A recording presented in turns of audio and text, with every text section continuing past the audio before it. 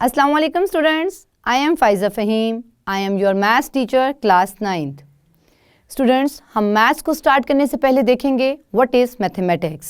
Students, word mathematics derive from the Greek word mathema, जिसका मतलब है नॉलेज. ये जो नॉलेज है ये स्टडी ऑफ नंबर्स है, स्टडी ऑफ कैलकुलस है, अलजब्रा है, ज्योमेट्री है एंड स्टैटिस्टिक्स है.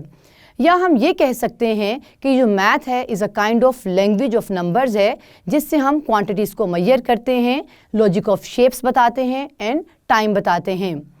स्टूडेंट्स, अल्लाह ताला जो है वो बेस्ट मैथमेटिशियन है और उसने अपनी कायनात को बनाते हुए एक हिसाब से बनाया. अल्लाह ताला ने सूरज, चाँद, सितारे और ज़मीन के हवाले से कुरान मजीद में फ़रमाया कि ये एक ख़ास मिदार में मुकर्रर मियाद तक गर्दिश कर रहे हैं. यानी कि अल्लाह ताला ने सूरज, चाँद और सितारों के दरमियान में और ज़मीन के दरमियान में एक ख़ास डिस्टेंस बनाया है जिसमें ये गर्दिश कर रहे हैं. अल्लाह ताला ने हमें जो ज़िंदगी गुजारने के असूल बताए स्टूडेंट्स, उसमें भी अल्लाह ताला ने हमें हिसाब बताया है. यानी कि अल्लाह ताला ने कहा कि नमाज़ों को 5 पढ़ें, रोज़ों की तादाद बताई 30 और इसी तरह से हमें ज़कात की रेशो बताई. स्टूडेंट्स, अल्लाह ताला ने अपनी कायनात में हमें गौर व फ़िक्र करने की हदायत की है. ये हमें हदायत क्यों की गई है? ये इसलिए कि हम अल्लाह ताला की कायनात में जो है वो चीज़ों को डिस्कवर कर सकें और इन्वेंट कर सकें. हमारे जो साइंटिस्ट हैं, मुस्लिम साइंटिस्ट, उन्होंने 7th to 13th सेंचुरी बहुत ज़्यादा काम किया था, बहुत सी चीज़ों को इन्वेंट किया था. उनमें जो है वो डेसिमल सिस्टम है और इसके अलावा फंडामेंटल ऑपरेशंस हैं like addition, subtraction, multiplication and division. इसके अलावा हमारे जो साइंटिस्ट हैं उन्होंने फ़र्स्ट टाइम दुनिया को ज़ीरो का कॉन्सेप्ट दिया था. जो मुस्लिम साइंटिस्ट जिन्होंने हमारे मैथ्स में बहुत ज़्यादा अहम किरदार अदा किया है, उनमें कुछ साइंटिस्ट के नेम हैं अल-ख्वारिज़मी, अल-किंदी, अल-बिरूनी और अल-खराजी हैं. तो स्टूडेंट्स, ये तो हमारा मैथ्स के बारे में थोड़ा सा छोटा सा इंट्रो था. अब हम चलते हैं अपने मेन टॉपिक की तरफ, मेन लेक्चर की तरफ. आज हमारा जो लेक्चर है वो फर्स्ट यूनिट से रिलेटेड है, जिसका नाम है मैट्रिसेस एंड डिटर्मिनेंट्स. स्टूडेंट्स, ये मैट्रिसेस और डिटर्मिनेंट्स जो हैं ये डिस्कवर किए थे एंड इंग्लिश मैथमेटिशियन, नेम उसका था आर्थर केले. उसने फर्स्ट टाइम जो थ्योरी दी थी मैट्रिसेस और डिटर्मिनेंट्स की, उनको कहते हैं थ्योरी ऑफ मैट्रिसेस. 1858 में इसने ये थ्योरी पेश की थी. ये जो हमारे पास मैट्रिसेस और डिटर्मिनेंट्स हैं ये हम बहुत सी फील्ड्स में यूज़ करते हैं. जैसे कि हम फिज़िक्स में इसका इस्तेमाल है, इसका इस्तेमाल जो है वो स्टैटिस्टिक्स में है, इसके अलावा इलेक्ट्रॉनिक्स में है, इंजीनियरिंग में है और बहुत सी दूसरी ब्रांचेस ऑफ साइंस में है. तो स्टूडेंट्स, ये मैट्रिसेस होता क्या है? मैट्रिसेस जो है ये प्लूरल है मैट्रिक्स का. मैट्रिक्स को समझने के लिए हम देखते हैं कि हमारे पास कुछ नंबर्स हैं जैसे 1, 2, 3 एंड 4. ये 4 मेरे पास नंबर्स हैं. इनको मैं इस तरह से भी अरेंज कर सकती हूँ, यानी कि 1, 2, 3, 4 हॉरिजॉन्टल वे में और 1, 2, 3, 4 वर्टिकल वे में भी अरेंज कर सकती हूँ. ये जो मैंने हॉरिजॉन्टल वे में 1, 2, 3, 4 नंबर्स को रखा है इसको कहा जाता है रो कहा जाता है, और जो वर्टिकल वे में मैंने नंबर्स रखे हैं 1, 2, 3, 4 इसको कहा जाता है कॉलम. अगर आप हॉरिजॉन्टल वे में देखें तो हमारे पास 1 रो और 4 कॉलम्स हैं, और वर्टिकल वे में देखें तो क्या है, 1 कॉलम है और 4 रोज़ हैं. स्टूडेंट्स, हमारे पास मैट्रिक्स की डेफिनेशन क्या है? मैट्रिक्स की डेफिनेशन के मुताबिक rectangular arrangement of numbers, letters और करेक्टर्स. ये जो रेक्टेंगुलर अरेंजमेंट है ये नंबर्स की भी हो सकती है, करेक्टर्स की भी हो सकती है और अल्फ़ाबेट्स की भी हो सकती है. कोई भी रियल नंबर्स होते हैं जिनकी ये अरेंजमेंट होती है. तो स्टूडेंट्स, यहाँ पर जो हमारे पास 1, 2, 3, 4 है, ये हमारे पास जो नंबर्स हैं, अगर मैं इसे ब्रैकेट में क्लोज कर दूँ, यहाँ पे जो स्क्वायर ब्रैकेट है अगर उसके अंदर क्लोज कर दिया जाए तो इनको कहा जाता है मैट्रिक्स. यानी कि मैट्रिक्स जो है हम कह सकते हैं rectangular arrangement of rose and columns. Students, ये तो हमारी बुक की डेफिनेशन थी. बुक की डेफिनेशन के मुताबिक हमारे पास जो यहाँ पर मैट्रिक्स आया है इसको हम नेम देते हैं और इसको डिनोट करते हैं कैपिटल लेटर से. ABCD कोई भी कैपिटल लेटर हो सकता है. यहाँ पर हमारे पास जो मैट्रिक्स अब आया है 1, 2, 3, 4 को, जिसको हमने स्क्वायर ब्रैकेट के अंदर क्लोज किया है, इसके अंदर जो 1, 2, 3, 4 हैं इनको हम एलिमेंट्स ऑफ द मैट्रिसेस कहते हैं. इसके अलावा भी हम और बहुत सी मैट्रिसेस बना सकते हैं. जैसे कि यहाँ पर मैं नंबर लेती हूँ 3, 4, 6, 7. यहाँ पर जो नंबर्स हैं मैंने इनको स्क्वायर ब्रैकेट में क्लोज कर दिया है. अगर आप इस मैट्रिक्स को देखें तो यहाँ पर कितनी रोज़ हैं? रोज़ कहते हैं जो हॉरिजॉन्टल वे में होती हैं, तो यहाँ 2 रोज़ हैं. और कॉलम्स को देखें जो वर्टिकल वे में हैं तो वो भी 2 हैं. तो स्टूडेंट्स यहाँ पे 2 रोज और 2 कॉलम्स का मैट्रिक्स है। एक और बात जो बहुत इंपॉर्टेंट है मैट्रिक्स के हवाले से वो ये है कि यहाँ पर नंबर ऑफ रोज जो हैं, जो एलिमेंट्स है रोज के, हर रो में सेम होने चाहिए। फॉर एग्जांपल यहाँ पे जो मैट्रिक्स है एक 1 2 3 4 का मैट्रिक्स है, इसमें जो रो में एलिमेंट हैं वो 2 हैं और दूसरी जो रो है उसमें भी एलिमेंट 2 हैं। लेकिन अगर मैं एक मैट्रिक्स लिखूं 1 2 3 और वो जो फोर्थ वाला एलिमेंट है वो 0 रखूं, यानी कुछ भी ना रखूं, वहाँ एम्प्टी रखूं, तो ये एक मैट्रिक्स नहीं है। क्योंकि अगर फर्स्ट रो में देखें तो 2 एलिमेंट्स हैं और सेकंड रो में देखें तो 1 एलिमेंट है, दूसरा एलिमेंट उस जगह पर नहीं है, तो ये मैट्रिक्स नहीं है। आपने जब भी मैट्रिक्स को देखना है, मैट्रिक्स में नंबर ऑफ जो रोज़ हैं उनमें नंबर ऑफ एलिमेंट्स सेम होने चाहिए। यानी कि अगर एक रो में 2 एलिमेंट हैं तो दूसरी रो में भी 2 एलिमेंट्स होने चाहिए। इसी तरह ही कॉलम्स के बारे में कहा जाता है कि कॉलम्स के भी जो एलिमेंट्स हैं वो सेम होने चाहिए। यानी कि अगर एक कॉलम में 2 एलिमेंट्स हैं तो सेकंड वाले कॉलम में भी 2 एलिमेंट्स होने चाहिए। स्टूडेंट्स, ये तो मैट्रिसेस के बारे में था। मैट्रिसेस जो हमारा एक्सरसाइज 1.1 है उसमें ऑर्डर ऑफ मैट्रिसेस और इक्वालिटी ऑफ मैट्रिसेस के बारे में पूछा गया है। तो ये ऑर्डर ऑफ मैट्रिसेस क्या हैं? ये order of matrices students number of रोज और कॉलम्स हैं वो स्पेसिफाई करते हैं। फॉर एग्जाम्पल यहाँ पर हमारे पास एक मैट्रिक्स है ABCD, यानी ये लेटर्स का है ABCD। यहाँ पर अगर आप देखें तो रोज कितनी हैं 2 और कॉलम्स कितने हैं 2। तो ये हमारा जो मैट्रिक्स है ये है 2 by 2 ऑर्डर का। यहाँ पर जब हम ऑर्डर लिखते हैं तो पहले नंबर ऑफ रोज बताते हैं और फिर नंबर ऑफ कॉलम्स बताते हैं। इसी तरह से अगर मैं एक और मैट्रिक्स लूँ 1 2 3 4 5 6, ये कौन सा मैट्रिक्स है? इसमें हमारे पास कितनी रोज हैं स्टूडेंट्स? इसमें हमारे पास हैं हॉरिजॉन्टल वे में जो हैं 2 रोज हैं और वर्टिकल वे में 3 कॉलम्स हैं। तो इसका मतलब है कि इसका ऑर्डर क्या होगा? इसका ऑर्डर है 2 by 3। ऑर्डर लिखते हुए हम पहले रोज को बताते हैं और फिर कॉलम्स के बारे में बताते हैं। आपने इसका ऑर्डर 3 by 2 नहीं लिखना है, क्योंकि 3 by 2 का मतलब है कि पहले हम कॉलम्स को लिख रहे हैं और फिर रोज को लिख रहे हैं। इसके बाद जो दूसरा कॉन्सेप्ट जो हमने 1.1 एक्सरसाइज में यूज़ करना है वो है equality of matrices. Equality of matrices के लिए 2 कंडीशन है। पहली जो कंडीशन है उसमें है कि इन दोनों जो हम 2 मैट्रिसेस इक्वालिटी में शो कर रहे हैं कि 2 मैट्रिसेस इक्वल हैं, उनके लिए ये कंडीशन है कि इन दोनों मैट्रिसेस के ऑर्डर सेम होने चाहिए। और नंबर 2 जो कंडीशन है वो है कि इनकी कोरस्पॉन्डिंग एंट्रीज को इक्वल होना चाहिए। कोरस्पॉन्डिंग एंट्रीज का मतलब है कि अगर हमारे पास फर्स्ट मैट्रिक्स की फर्स्ट रो का जो है वो फर्स्ट एलिमेंट है तो सेकंड मैट्रिक्स की जो फर्स्ट रो का फर्स्ट एलिमेंट है दोनों को सेम होना चाहिए। इसी तरह से बाकी भी कोरस्पॉन्डिंग एंट्रीज का सेम होना ज़रूरी है। तो स्टूडेंट्स, इसकी फर्दर डिटेल के लिए हम चलते हैं वाइट बोर्ड की तरफ। स्टूडेंट्स, आज इस लेक्चर में हम एक्सरसाइज 1.1 को सॉल्व करेंगे। एक्सरसाइज 1.1 में हमने फर्स्ट जो क्वेश्चन है वो फाइंड आउट करना है ऑर्डर ऑफ अ मैट्रिक्स। तो हम सबसे पहले ये समझ लेते हैं कि ऑर्डर ऑफ अ मैट्रिक्स क्या होता है। तो स्टूडेंट्स, ये ऑर्डर ऑफ अ मैट्रिक्स जो है ये हमारी रोज़ और कॉलम्स जो हैं वो स्पेसिफाई करती हैं। हम यहाँ पर एक मैट्रिक्स को लेट करते हैं M। एक हमारे पास मैट्रिक्स है उसका नेम है M। उसकी एंट्रीज़ हैं 1 2 3 1 0 2। ये जो मैट्रिक्स है इसके अंदर हमारे पास 2 रोज़ और 3 कॉलम्स हैं। इनको हम यहाँ पर मेंशन करते हैं। ये हमारे पास है 1 रो और ये है सेकंड रो। रो 1 का नाम देते हैं इसको, रो 2 का। और यहाँ पर हमारे पास जो कॉलम्स हैं वो 3 हैं, उनको हम यहाँ पर हाईलाइट करेंगे। These are the columns, column 1, column 2 and column 3। तो स्टूडेंट्स, इस मैट्रिक्स में 2 रोज़ हैं और 3 कॉलम्स हैं। इट मीन्स कि इसका जो ऑर्डर है वो है 2 by 3। जब भी हम ऑर्डर लिखते हैं किसी भी मैट्रिक्स का तो पहले हम रोज़ को बताते हैं और फिर कॉलम्स को बताते हैं। तो यहाँ मैं लिख सकती हूँ order of matrix M, order of matrix M is 2 by 3। ये जो 2 है यहाँ पर ये नंबर ऑफ़ रोज़ हैं और जो 3 है ये नंबर ऑफ़ कॉलम्स हैं। हम इसको 2 by 3 को इस तरह से भी रिप्रेजेंट कर सकते हैं 2 क्रॉस 3।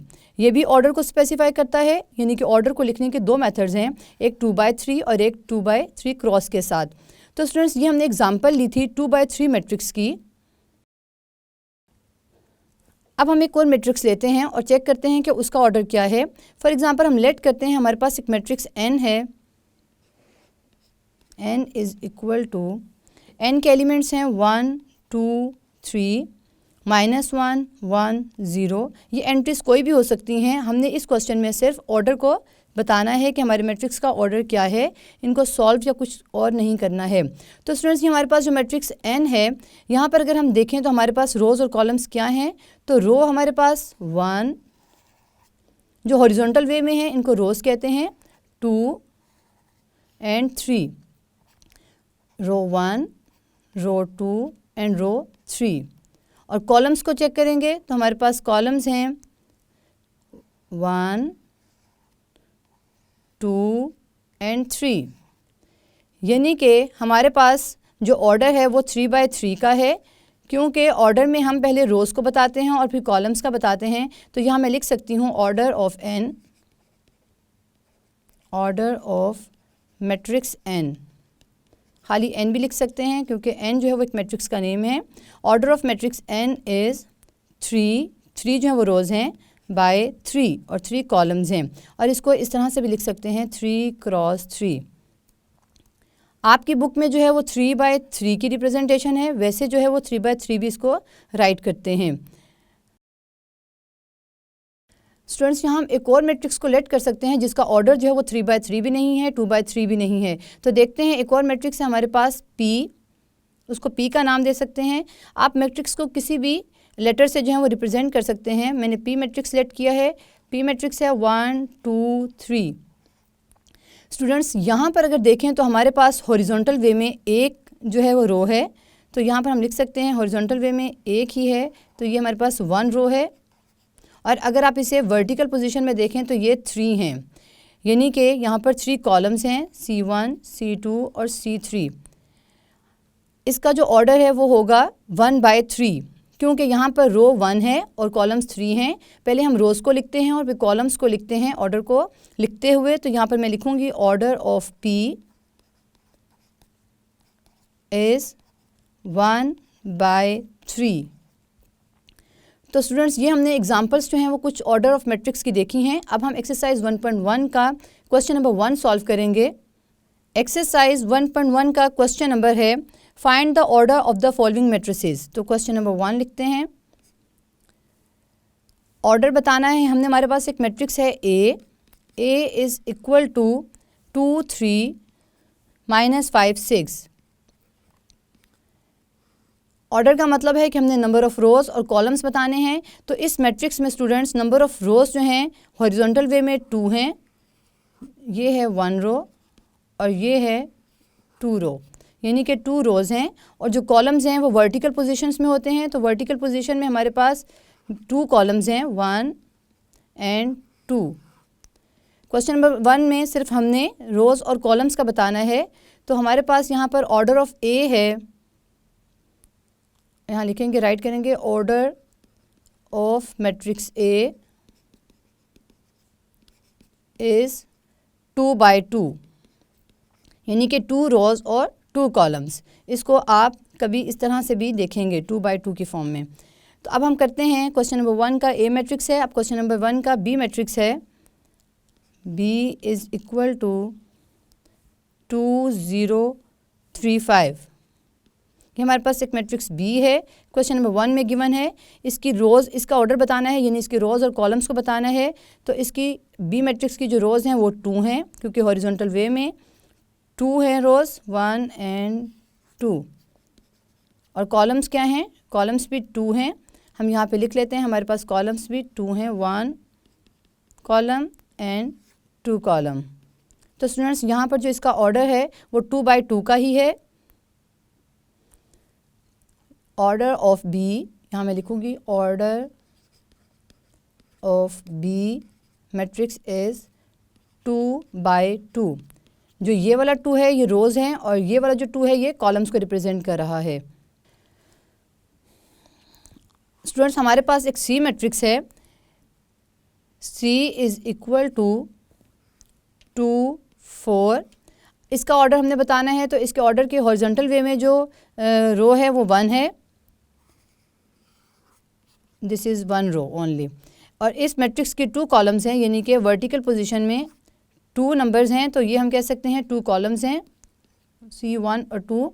हम इसका ऑर्डर लिखेंगे तो लिखेंगे order of matrix C is 1/2, यानी कि 1 जो है वो रोज़ हैं और 2 कॉलम्स हैं। अब हम बताएंगे ऑर्डर ऑफ डी मैट्रिक्स। हमारे क्वेश्चन नंबर 1 में गिवन है ये मैट्रिसेस। तो डी मैट्रिक्स है हमारे पास 4 0 6। ये जो हम मैट्रिसेस लिख रहे हैं स्टूडेंट्स, ये डिफरेंट टाइप्स ऑफ मैट्रिसेस हैं। इनके बारे में हम नेक्स्ट एक्सरसाइज में डिस्कस करेंगे। यहाँ इस वक्त हमने सिर्फ ऑर्डर ऑफ मैट्रिक्स बताना है। तो यहाँ पर हम देखते हैं कि हमारे पास डी मैट्रिक्स की कितनी रोज़ और कितने कॉलम्स हैं। तो यहाँ पर है 1 रो 2 रो एंड 3 रो, यानी कि हॉरिजॉन्टल वे में 3 एलिमेंट्स हैं, तो ये 3 रोज़ को रिप्रेजेंट कर रही हैं। और वर्टिकल वे में 1 जो है तो हम इसे कहेंगे 1 column. Order of D is, D matrix is लिखेंगे 3/1, यानी 3 रोज़ और 1 कॉलम। अब हम स्टूडेंट्स मैट्रिक्स ई का ऑर्डर फाइंड आउट कर लेते हैं। हमारे पास एक मैट्रिक्स ई है, A D B E C F। यहाँ पर हमने देखना है कि हमारे पास नंबर ऑफ़ रोज़ कितनी हैं और नंबर ऑफ़ कॉलम्स कितने हैं। तो यहाँ पर हमारे पास first row R1, second row R2 and third row है हमारे पास R3। हमारे पास नंबर ऑफ़ रोज़ कितनी है 1 2 एंड 3। अब हमने देखना है कि हमारे पास कॉलम्स कितने हैं। तो ये हमारे पास है एक कॉलम 1, इसको C1 का नाम देते हैं, और ये है कॉलम 2 C2, यानी कि यहाँ पर हमारे पास 3 रोज़ हैं और 2 कॉलम्स हैं। तो इसका ऑर्डर क्या होगा, order of E matrix is, पहले हम किसको लिखते हैं, पहले हम रोज़ को लिखते हैं और फिर हम कॉलम्स को लिखते हैं। तो इसकी रोज़ हैं 3 बाय कॉलम्स कितने हैं 2। इसका ऑर्डर कितना है ई मैट्रिक्स का 3/2। अब हम फाइंड आउट कर लेते हैं एफ मैट्रिक्स का ऑर्डर। एक मैट्रिक्स एफ है हमारे पास और यहाँ पर हमारे पास सिर्फ एक एलिमेंट है 2। यहाँ पर जो रो हैं वो भी 1 है और कॉलम भी 1 है। तो हम कह सकते हैं कि order of matrix F is 1/1। चलो जी, ऊपर नीचे नहीं हो रहा। अच्छा जी, अब हम स्टूडेंट्स फाइंड आउट करेंगे। चलो ये क्या हो गया है। अब हम स्टूडेंट्स फाइंड आउट करेंगे जी मैट्रिक्स का ऑर्डर। मैट्रिक्स जी हमारे पास है 2 3 0 1 2 3 एंड थर्ड इसकी रो है 2 4 5। हमने क्या फाइंड आउट करना है, ऑर्डर फाइंड आउट करना है। तो ऑर्डर में हम देखेंगे कि इसके पास रोज़ कितनी हैं और कॉलम्स कितने हैं। तो इस मैट्रिक्स के पास 1 रो 2 रो एंड 3 रोज़, 3 रोज़ हैं और 3 ही कॉलम्स हैं। 1 ये कॉलम्स हैं हमारे पास वर्टिकल वे में, 2 एंड 3। तो इसका ऑर्डर क्या होगा, हम लिख सकते हैं order of matrix G is 3/3, क्योंकि यहाँ पर 3 ही रोज़ हैं और 3 ही कॉलम्स हैं। तो ऑर्डर में हम पहले रोज़ लिखते हैं और फिर कॉलम्स लिखते हैं। तो 3/3 जो है वो ऑर्डर ऑफ जी है। अब हम एच मैट्रिक्स का ऑर्डर फाइंड आउट कर लेते हैं। अब हम लिखते हैं मैट्रिक्स एच। क्वेश्चन नंबर 1 में गिवन है matrix H is equal to 2 3 4 1 0 6। ये हमारे पास एक मैट्रिक्स है, इसका ऑर्डर बताना है। तो ऑर्डर के लिए हम पहले रोज़ देखेंगे और फिर कॉलम्स को देखेंगे। तो यहाँ पर हमारे पास अगर देखें तो 2 रोज़ हैं, यानी कि हॉरिजॉन्टल वे में जो रिप्रेजेंटेशन है वो 2 है। तो 1 रो एंड 2 रो, और कॉलम्स जो हैं वो स्टूडेंट्स कितने हैं, कॉलम्स 3 हैं। 1 कॉलम 2 कॉलम, इसको वर्टिकल रिप्रेजेंटेशन कहते हैं। ये है 3। तो हमारे पास ऑर्डर ऑफ एच है, order of H matrix is 2/3, यानी कि 2 रोज़ और 3 कॉलम्स। पहले रोज़ लिखा है फिर कॉलम्स लिखा है, तो ये 2/3 ऑर्डर है। स्टूडेंट्स ये हमारा क्वेश्चन नंबर 1 जो है वो कंप्लीट हो चुका है। क्वेश्चन नंबर 2 की तरफ चलते हैं। क्वेश्चन नंबर 2 में पूछा गया है which of the following matrices are equal. ये इक्वल मैट्रिसेस को क्वेश्चन करने से पहले हम थोड़ा सा रिवाइज़ करते हैं कि इक्वल मैट्रिसेस क्या हैं। तो यहाँ लिखते हैं इक्वल मैट्रिसेस के लिए 2 कंडीशंस हैं। Equal matrices. इक्वल मैट्रिसेस के लिए टू कंडीशंस जो हैं वो ये हैं कि नंबर 1 कंडीशन है कि ऑर्डर जो है वो दोनों मैट्रिसेस का सेम होना चाहिए। इक्वल मैट्रिसेस में स्टूडेंट्स दो हमारे पास मैट्रिसेस होंगी और हमने ये बताना होगा कि ये जो मैट्रिसेस हैं ये इक्वल हैं या नहीं इक्वल। तो इक्वल मैट्रिसेस के लिए जो दो कंडीशन हैं उसमें नंबर 1 कंडीशन है कि ऑर्डर ऑफ वन मैट्रिक्स या फर्स्ट मैट्रिक्स का वो इक्वल होना चाहिए ऑर्डर ऑफ सेकंड मैट्रिक्स, यानी कि जो हमारे पास दो मैट्रिसेस गिवन हैं उन दोनों के ऑर्डर जो हैं वो सेम होने चाहिए, ऑर्डर ऑफ सेकंड मैट्रिक्स। और नंबर 2 कंडीशन है कि अगर उन दोनों मैट्रिसेस की कॉरस्पॉन्डिंग एंट्रीज जो हैं वो सेम होंगी तो वो इक्वल मैट्रिसेस होंगी। मैं अब यहाँ पर बताते हैं कि कॉरस्पॉन्डिंग किसे कहते हैं। पहले हम कंडीशन राइट कर लेते हैं। Corresponding entries of both matrices are same,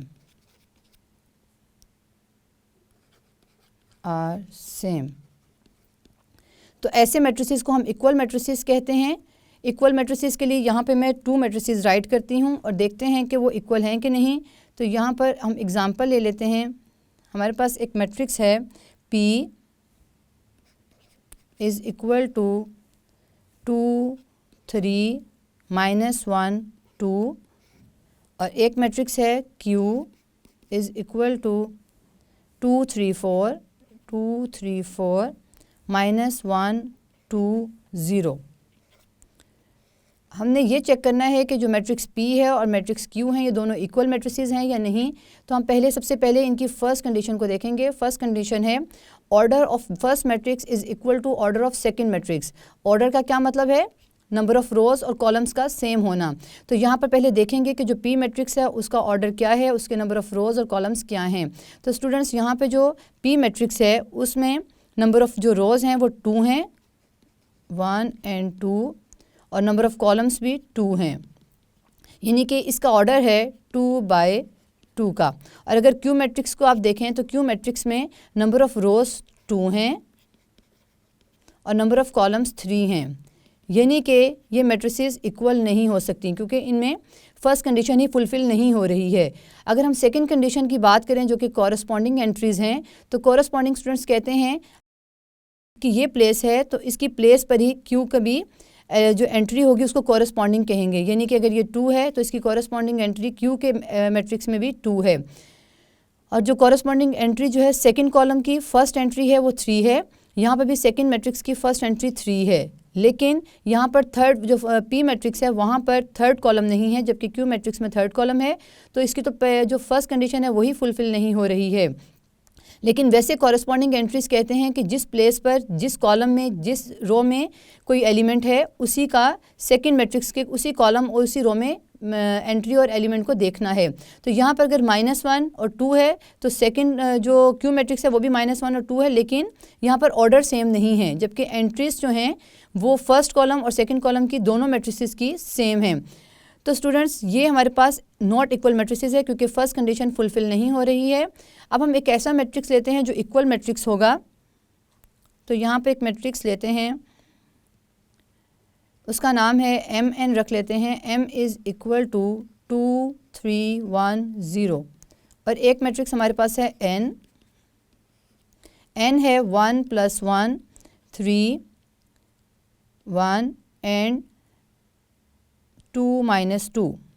students अगर हम ये देखें कि हमारा M मैट्रिक्स और N मैट्रिक्स जो वो इक्वल है कि नहीं, तो पहले हमने इसकी फर्स्ट कंडीशन को चेक करना है जो कि है ऑर्डर ऑफ मैट्रिसेस। तो सबसे पहले हम देखेंगे कि मैट्रिक्स M का जो ऑर्डर है वो क्या है, यानी इसमें नंबर ऑफ़ रोज़ और कॉलम्स क्या हैं। तो M मैट्रिक्स के नंबर ऑफ़ रोज़ हैं 1 2 और नंबर ऑफ़ कॉलम्स हैं 1 और 2, यानी कि ऑर्डर है 2/2। अगर हम N मैट्रिक्स को देखें तो इसमें भी नंबर ऑफ़ रोज़ हैं 1 और 2, 1 कॉलम एंड 2 कॉलम। तो स्टूडेंट्स इसका ऑर्डर भी बनता है 2/2। तो इट मीन्स कि फ़र्स्ट कंडीशन तो फुलफ़िल हो गई है। सेकंड कंडीशन के मुताबिक जो है इनकी एंट्रीज़ का भी सेम होना ज़रूरी है, कॉरस्पॉन्डिंग एंट्रीज़ का। तो कॉरस्पॉन्डिंग एंट्री M और N की हैं, मैं पहले मार्क कर लेते हैं और फिर चेक करते हैं कि कॉरस्पॉन्डिंग एंट्रीज़ जो हैं वो इक्वल हैं कि नहीं। तो स्टूडेंट्स यहाँ पर देखें तो फर्स्ट एंट्री जो है रो की फर्स्ट एंट्री एम मैट्रिक्स की 2 है और एन मैट्रिक्स की फर्स्ट एंट्री 1 + 1 यानी कि 2 है, सेम है। और सेकंड जो कॉलम की एम मैट्रिक्स के सेकंड कॉलम की जो फर्स्ट एंट्री है वो 3 है और इसी तरह से जो एन मैट्रिक्स के सेकंड कॉलम की फर्स्ट एंट्री है वो 3 है। इट मीन्स कि ये भी एंट्रीज सेम हैं, कॉरस्पॉन्डिंग एंट्रीज जो हैं। और जो एम मैट्रिक्स है उसकी फ़र्स्ट एंट्री सेकंड रो की फ़र्स्ट एंट्री है 1 और एन मैट्रिक्स की सेकंड रो की फ़र्स्ट एंट्री भी 1 है, तो इट मीन्स कि ये दोनों सेम हैं। इसी तरह से जो 0 और 2 - 2 0, तो ये दोनों सेम है, 2 - 2 0 होता है। तो ये इसका मतलब है एम और एन जो है वो इक्वल मैट्रिसेस हैं और इनको हम लिखते हैं इस तरह से शो करेंगे m = n। जबकि इस केस में हमारे पास p और q इक्वल नहीं थे, तो हम लिख सकते हैं p is not equal to q। Students, ये हमारे पास था इक्वल मैट्रिसेस का कॉन्सेप्ट। हम इससे रिलेटेड अब क्वेश्चन नंबर 2 को सॉल्व करते हैं। क्वेश्चन नंबर 2 की तरफ चलते हैं। तो क्वेश्चन नंबर 2 है, क्वेश्चन नंबर 2 में कहता है which of the following matrices are equal. और हमारे पास जो है वो काफ़ी मैट्रिसेस गिवन हैं। हम 1 बाय 1 देखते हैं कि कौन सी मैट्रिक्स किस मैट्रिक्स के इक्वल है। तो यहाँ पर हमारे पास एक मैट्रिक्स है A इज़ इक्वल टू 3। ये एक्सरसाइज 1.1 के क्वेश्चन नंबर 2 में मैट्रिसेस गिवन है। क्वेश्चन नंबर 2 के मुताबिक A जो है मैट्रिक्स जो है वो 3 के इक्वल है। अगर इसके इक्वल मैट्रिसेस देखना हो तो यहाँ पर एक मैट्रिक्स है C इज़ इक्वल टू 5 - 2। तो यहाँ पर अगर स्टूडेंट्स आप देखें तो यहाँ पर A मैट्रिक्स का ऑर्डर सबसे पहले देखेंगे और फिर देखेंगे कि एंट्री जो है वो कॉरस्पॉन्डिंग एंट्रीज से इक्वल हैं कि नहीं, सेम है कि नहीं। तो यहाँ जो मैट्रिक्स A है उसका ऑर्डर है 1 रो 1 कॉलम यानी कि 1 बाय 1। और जो C मैट्रिक्स है 5 - 2, ये एक ही एंट्री है स्टूडेंट्स, 5 - 2 यानी कि 3। ये ऑर्डर भी 1 बाय 1 का है। तो इट मीन्स कि फर्स्ट कंडीशन इनका ऑर्डर सेम है और नंबर 2 ये कंडीशन थी कि इनके कॉरस्पॉन्डिंग एंट्री सेम होनी चाहिए। तो मैट्रिक्स A की कॉरस्पॉन्डिंग एंट्री 3, C की कॉरस्पॉन्डिंग एंट्री के मुताबिक 5 - 2 3 है। इट मीन्स कि A और C इक्वल मैट्रिसेस हैं। हम कह सकते हैं A is equal to C। अब हम देखते हैं मैट्रिक्स B जो है हमारे पास जो गिवन है ये किस मैट्रिक्स के इक्वल है। तो B मैट्रिक्स है, B is equal to 3 5 3 5। B का पहले ऑर्डर देख लेते हैं क्या है। बी का ऑर्डर है 1 रो 2 कॉलम्स। तो हम यहाँ लिख सकते हैं 1 बाय 2। अब सेम मैट्रिक्स हमने अपने क्वेश्चन नंबर 2 में से देखना है कि कौन सी मैट्रिक्स ऐसी है जिसका ऑर्डर 1 बाय 2 हो और उसकी एंट्रीज जो हैं वो 3 और 5 हों। तो स्टूडेंट्स यहाँ पर हम देखें तो हमारे पास मैट्रिक्स आता है 3 और 5 का मैट्रिक्स है हमारे पास आई मैट्रिक्स जो है I is equal to 3 and 3 + 2 लिखा हुआ है। अगर हम I का ऑर्डर सबसे पहले देखेंगे, I का ऑर्डर है 1 रो एंड 2 कॉलम्स। तो स्टूडेंट्स ये भी ऑर्डर इसका सेम है मैट्रिक्स B के ऑर्डर की तरह 1 बाय 2। अब हम देखते हैं कि ये इनकी कॉरस्पॉन्डिंग एंट्रीज सेम है कि नहीं। तो कॉरस्पॉन्डिंग एंट्रीज को देखें तो B और I की कॉरस्पॉन्डिंग 3 है, ये कॉरस्पॉन्डिंग एंट्री है 5 और इसकी कॉरस्पॉन्डिंग एंट्री है 3 + 2। तो 3 + 2 5 होता है। मींस कि कॉरस्पॉन्डिंग एंट्रीज भी सेम हैं और ऑर्डर भी सेम है। तो इसका मतलब है B is equal to I matrix है। हम लिख सकते हैं B is equal to I matrix. अब हमारे पास मैट्रिक्स है C के मुताबिक C की जो एंट्रीज़ हैं वो है 5 - 2। 5 - 2 स्टूडेंट्स ये एक ही एंट्री है 5 - 2 मतलब कि 3, ये 3 लिखा हुआ है। यहाँ पर अगर हम देखें तो हमारे पास एक रो है और एक ही कॉलम है यानी 1 बाय 1 मैट्रिक्स है C। तो इसके मुताबिक जो हमारे पास मैट्रिक्स मौजूद है वो है A मैट्रिक्स, जो हमने पहले ही लिख दिया था। A matrix is equal to 3 था। हम कह सकते हैं C is equal to A। हमारे पास मैट्रिक्स जो है वो D है एक। D मैट्रिक्स का कोई मैट्रिक्स इक्वल नहीं है D मैट्रिक्स के। D मैट्रिक्स में लिखा हुआ है 5 3। ये जो है किसी भी मैट्रिक्स के इक्वल नहीं है क्योंकि हमारे पास एक मैट्रिक्स B है इज़ इक्वल टू 3 5। D में चेक करें और B में चेक करें तो एंट्रीज़ तो 5 और 3 हैं लेकिन कोरस्पॉन्डिंग एंट्रीज़ जो हैं वो इक्वल नहीं हैं। तो हम कह सकते हैं कि हमारा D और B मैट्रिक्सेस इक्वल नहीं हैं। अभी हमने सिर्फ इक्वल मैट्रिसेस का बताना है, ये बताना ज़रूरी नहीं है कि D is not equal to B। ये सिर्फ आपके समझाने के लिए बताया गया है। अब स्टूडेंट्स हम ई मैट्रिक्स की तरफ चलते हैं। ई मैट्रिक्स है 4 0 6 2। 4 0 6 2 में हमारे पास एक मैट्रिक्स आता है एज, जो इससे मैच करता है, जिसकी कॉरस्पॉन्डिंग एंट्रीज ई की एंट्रीज की तरह हैं 4 0 6 2। सबसे पहले हम ई का ऑर्डर देख लेंगे। वैसे तो इस देखते हुए ही पता चल रहा है कि दोनों मैट्रिसेस जो हैं वो सेम हैं, लेकिन हम फिर भी पहले ऑर्डर देखेंगे, दोनों कंडीशंस को सेटिस्फाई करेंगे। ई का ऑर्डर है 1 रो 2 रो 1 कॉलम एंड 2 कॉलम, 2 बाई 2 का ऑर्डर है। इसी तरह से एच मैट्रिक्स का ऑर्डर भी 2 बाई 2 है और इनकी कॉरस्पॉन्डिंग एंट्रीज भी सेम हैं, यानी कि 0 0 6 एंड 2। तो स्टूडेंट्स हम कह सकते हैं ई मैट्रिक्स जो है वो एच मैट्रिक्स के इक्वल है। यहाँ लिखते हैं E is equal to H.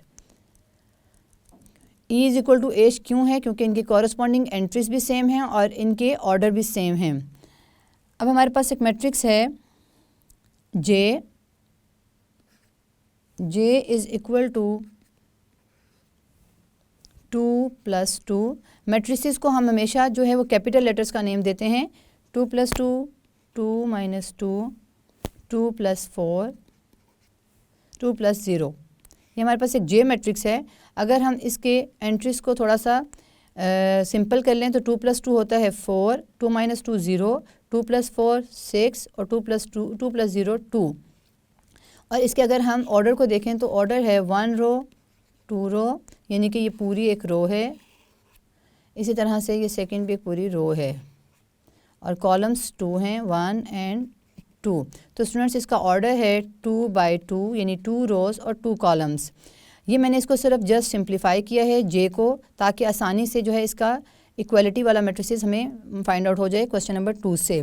तो क्वेश्चन नंबर 2 में देखें तो हमारे पास ई मैट्रिक्स जो है, ई इज़ इक्वल टू मैट्रिक्स है 4 0 6 2 और एक मैट्रिक्स जो है एज, जो कि जे मैट्रिक्स की तरह है 4 0 6 2। तो स्टूडेंट्स जे, ई और एच तीनों मैट्रिसेस के अगर ऑर्डर आप देखें और इनकी कॉरस्पॉन्डिंग एंट्रीज को मैच करें तो ये तीनों इक्वल मैट्रिसेस हैं। तो हम कह सकते हैं J is equal to E is equal to H. Students ये हमारा क्वेश्चन नंबर 2 है, कंप्लीट हो चुका है। अब हम क्वेश्चन नंबर 3 की तरफ चलते हैं। क्वेश्चन नंबर 3 है, हमारे पास 2 मैट्रिसेस को इक्वल किया हुआ है। क्वेश्चन नंबर 3 में कहता है find the values of A B C and D which satisfy the matrix equation. यानी कि हमने A B C D unknown number हैं। यहाँ पे पहले क्वेश्चन लिख लेते हैं। क्वेश्चन है a + c a + 2b c - 1 and 4d - 6। ये हमारे पास एक मैट्रिक्स है जिसमें a b c d unknown number हैं और दूसरा मैट्रिक्स है 0 - 7 3 2d। हमने फाइंड आउट करना है a की वैल्यू, b की, c की एंड d की। हमने इन अननोन जो एंट्रीज़ हैं इनकी वैल्यूज़, नंबर्स जो हैं इनकी वैल्यूज़ को फाइंड आउट करना है।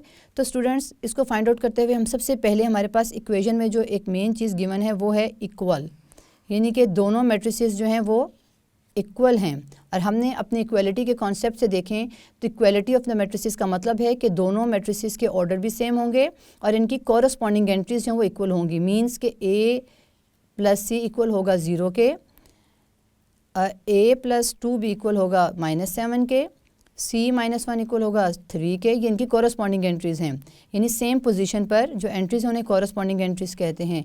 4d - 6 होगा 2d के इक्वल। तो हम अपने क्वेश्चन को सॉल्व करते हुए इक्वलिटी ऑफ मैट्रिसेस का सहारा लेंगे। हम यहाँ लिखेंगे as 2 matrices are equal, as 2 matrices are equal। अगर 2 मैट्रिसेस इक्वल हैं तो इनके कॉरस्पॉन्डिंग एंट्रीज़ को भी इक्वल होना ज़रूरी है। यहाँ पे हमें शो नहीं हो रहा, पता नहीं अभी चल रहा कि दोनों एंट्रीज सेम हैं कि नहीं, इक्वल हैं कि नहीं, क्योंकि हमारे पास a और b की वैल्यू अननोन है। लेकिन अगर मैट्रिसेस इक्वल हैं स्टूडेंट्स तो यहाँ पर इनकी कॉरस्पॉन्डिंग एंट्रीज़ भी इक्वल होंगी। यानी हमने जो मैट्रिसेस की इक्वलिटी कॉन्सेप्ट के मुताबिक लिख रहे हैं, as 2 matrices are equal so their corresponding entries must be equal. तो हम यहाँ पे लिख सकती हूँ इक्वालिटी ऑफ मैट्रिसेस के कॉन्सेप्ट से A plus C is equal to 0। इसको इक्वेशन 1 का नाम दे देते हैं। दूसरी इक्वेशन हमारे पास बन जाएगी a plus 2b is equal to, यहाँ पर ये सेकेंड कॉलम में हमारा फर्स्ट एंट्री है वो है a प्लस 2b और ये इक्वल होगी -7 के। तो यहाँ पे लिख देते हैं -7। सेम इसी तरह से कॉरस्पॉन्डिंग एंट्रीज़ को इक्वल करते जाएंगे। 3 4d minus 6 is equal to 2d। यहाँ पे हमारे पास 4 जो है इक्वेशंस आ गई हैं। इन इक्वेशंस की मदद से हमने a, b, c, d की वैल्यू को फाइंड आउट करना है। स्टूडेंट्स यहाँ पर अगर आप फर्स्ट इक्वेशन को देखें तो वो है a plus C is equal to 0, यानी a भी अननोन है और c भी अननोन है, तो हम इसको फाइंड आउट नहीं कर सकते अभी। अगर सेकेंड इक्वेशन में देखें तो वो है a प्लस 2b, यानी कि a भी अननोन है और b भी अननोन है, तो हम इसको भी इक्वेशन को भी यूज़ नहीं कर सकते। अगर आप इक्वेशन 3 को देखें तो वो है c minus 1 is equal to 3, यानी इसमें सिर्फ एक जो है वो नंबर यूज़ हुआ है जो अननोन है। स्टूडेंट्स फ्रॉम इक्वेशन 3 हम यहाँ पे राइट करेंगे और इक्वेशन 3 को सॉल्व करेंगे। फ्रॉम इक्वेशन 3 के मुताबिक है c minus 1 is equal to 3। तो इसको सॉल्व कर लेते हैं और c की वैल्यू को फाइंड आउट कर लेते हैं। c इज़ इक्वल टू -3, यहाँ पे माइनस हो रहा है, दूसरी साइड पे जाकर प्लस हो जाएगा।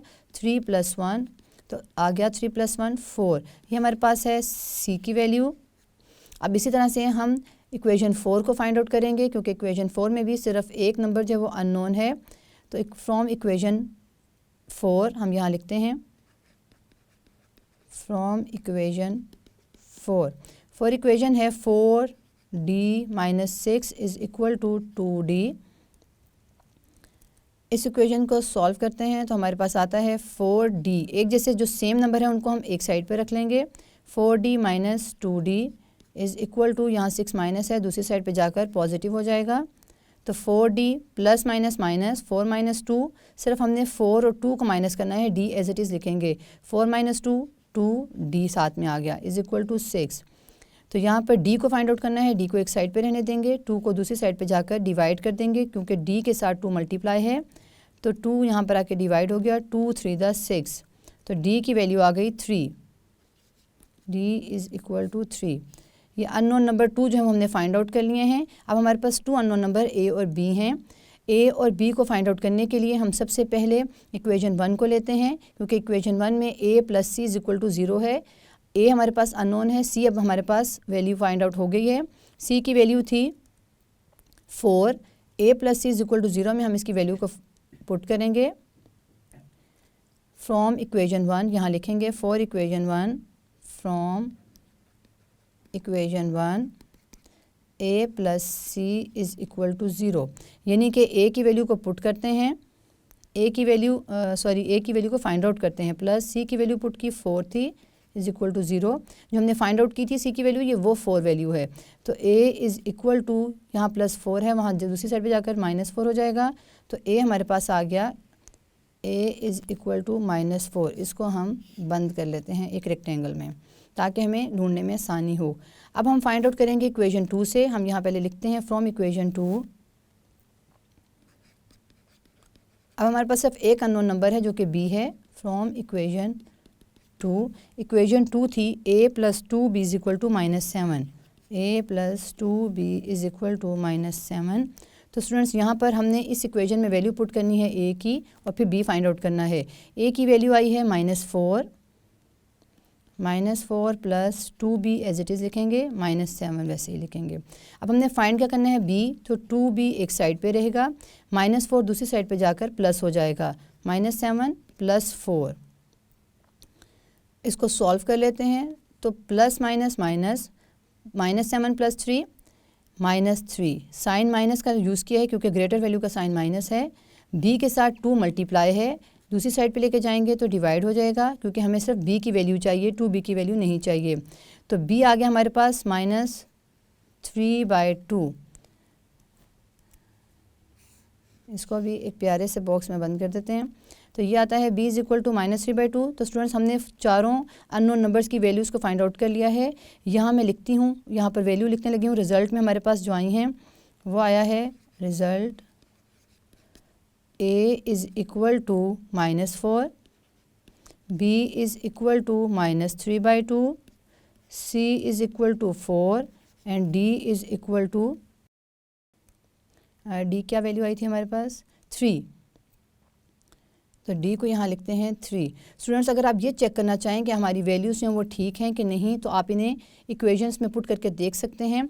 मैं एक इक्वेशन में पुट करके वैल्यू को चेक कर लेती हूँ। अगर मैं यहाँ पर एक इक्वेशन लेती हूँ, या यहाँ लिखते हैं चेक, ये हम चेक कर रहे हैं, ये क्वेश्चन का पार्ट नहीं है। चेक करते हुए अगर मैं यहाँ पर लिखूँ c-1 इज़ इक्वल टू 3, तो चेक करते हैं c की वैल्यू आई थी हमारे पास 4 - 1, तो आंसर इज़ 3। इट मीन्स कि हमारी ये जो c की वैल्यू है ये 4, ये करेक्ट है।